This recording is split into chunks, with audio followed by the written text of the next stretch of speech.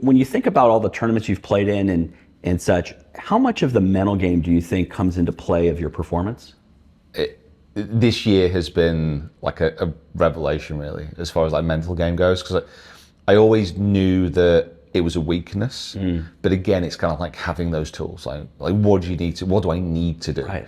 And fortunately, with the videos that I make, I do get access to really good coaches. Obviously, like speaking to you today, this is not something that a lot of people will have the opportunity to do. Right. So I've got the ability to pick the brains Wonderful. of some of the best in the world.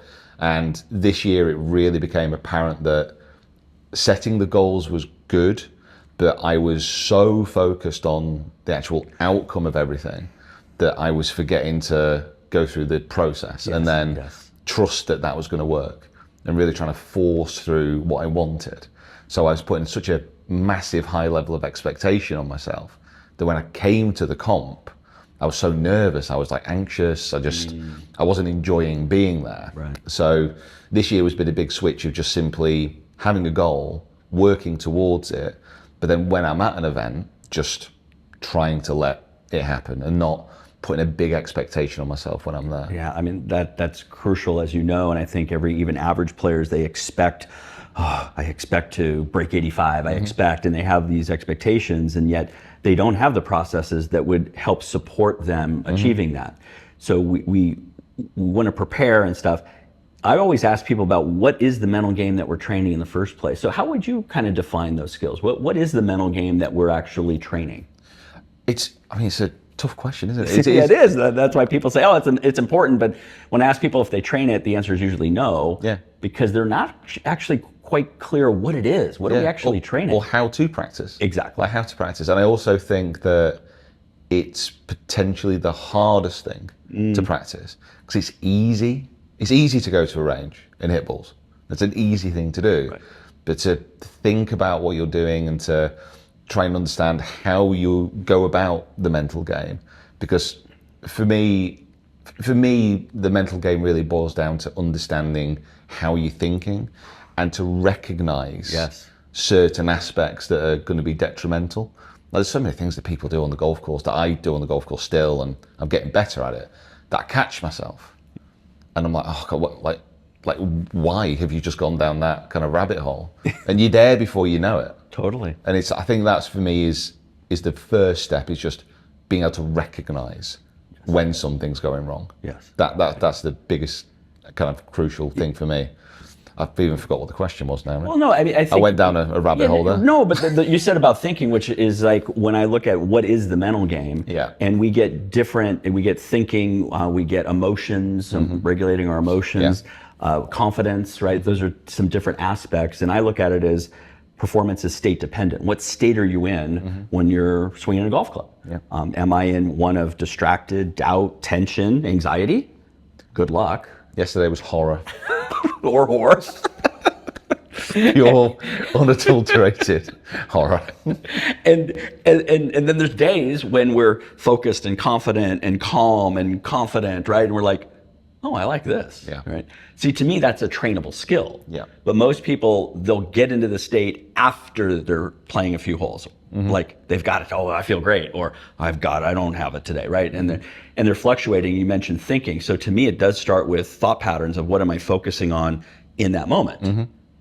And part of the process is, and I know we're going to cover this more in detail, is what should that pre-shot routine look like? How am I going to gather information? What should I be focusing on? How do I make proper decisions based on your skill sets? Not on what Rory's hitting, what are you hitting, right? And then do you I call it like a threat versus challenge. Do you look at this shot as a threat, like, oh no, I hate this shot, right? And that puts us in a stress response, or a challenge, like, man, I can't wait to hit this shot. Yeah. Take on that opportunity, right? Opportunity is the word that I've been trying to use so much more this year. Because that's the thing, you're in certain situations where you're like, oh, this isn't good. This can't be good. And I was playing a match the other day, and I was in a terrible, completely short-sided, no chance of really getting up and down.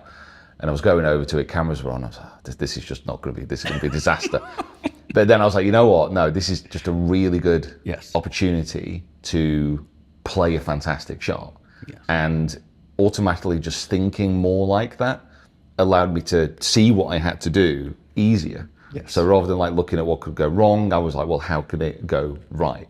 Yes. And it's not an easy thing to do. It's not an easy thing to do, because I think most people, most golfers definitely, they're prone to think into that negative mindset 100%. rather than the positive mindset. Right. But you caught yourself that this isn't good, and then you went now to solution though. Most people stay in the problem. Yeah. And then you said, well, there's still a solution to this, and we shift a mindset, right? How do we view it? So yes, it's what we're thinking about, but how we're thinking about it changes our emotions. Oh yeah, definitely. Right? Yeah, and yeah. our emotions are both before and after, and you shifted it like almost, let's take this challenge on, or maybe there's a competitive side of you, and your focus actually gets shrinks in a good way, right? The other part of this is what emotional state are you at when you play your best golf? And not many people know that or think about that. And they go, I don't know, happy? And I go, well, is it really happy? Is it something else? I mean, when you're playing your best, how would you articulate that to somebody? I feel blank, or Yeah, it's more probably peaceful. There was the comp this year where PJ Champs, not the PJ Champs, but the PJ Champs. Doesn't make a lot of sense. PJ as in the Great Britain Island PJ. Cool, thanks for watching. And in the third round there, made the cut, kind of scraped through. Shot a 65, I think, in the third round. And it was just an incredibly good back nine, but I felt inevitable is the word I was like thinking. How cool. I was like getting on a few holes and I was like, I'm going to birdie this hole. And it just felt like I know that I'm going to birdie it. And I just felt it was so relaxing. Awesome. It was just like, but it's a hard kind of state, I suppose, to get into. And it's like, I know a lot of work that you do, and, you know, guys who work on the psychological side of golf to try and access that state. Right. I think in my mind, and again, I'm trying to change it a lot, would be I have to play good golf to then get into that state, rather than trying to figure out ways to get into that state before I play golf. 100%. And it's like trying to flip that around a little bit. Yeah, I always look at, if I can identify the optimal state for you and reverse engineer from that, to me as a performance coach, that's helpful, right? Yeah. A golf swing, let's say you want to hit a tight draw and you know what it's going to take with your TrackMan numbers to do that there's a cause and effect. I believe the same thing with the mental game. So if peaceful is that word, and for people listening, watching, maybe you have a different word. My word's engaged. I feel engaged, right? Some players that I work with feel calm, creative, excited, happy, right? These are different emotional states. But if peaceful is something that you have gotten into, I would ask, when we talk about processes all the time, do you have a process to get peaceful? Not really. And that's what we want to do, Not right? Not really. And this is what I thought after that round. I was like, how have I just got to that point? And again, it was more, I don't really know. I don't really understand. I think I might hold like a nice putt, and I think it probably felt quite nice. And I was like, you know what? I think I'm good. I think I could do this today. Right. And then the very next round, it wasn't the same. We'll have to talk about that in a second. It was full on war rather than peace.